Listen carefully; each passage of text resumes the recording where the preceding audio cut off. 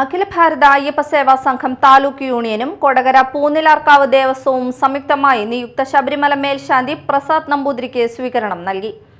കൊടകര പൂനിലാർക്കാവ് കാർത്തിക ഭജന മണ്ഡപത്തിൽ നടത്തിയ സ്വീകരണ സമ്മേളനം ദേവദാംഗ ജ്യോതിഷ പരിഷത്ത് ആചാര്യൻ സേതുമാധവ് ഉദ്ഘാടനം ചെയ്തു.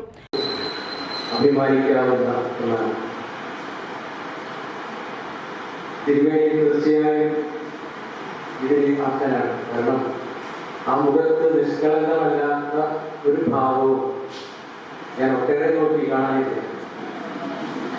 ഇന്ന് ശബരിമലയാണെങ്കിൽ നമുക്ക് അത്തരം മുഖങ്ങളെ.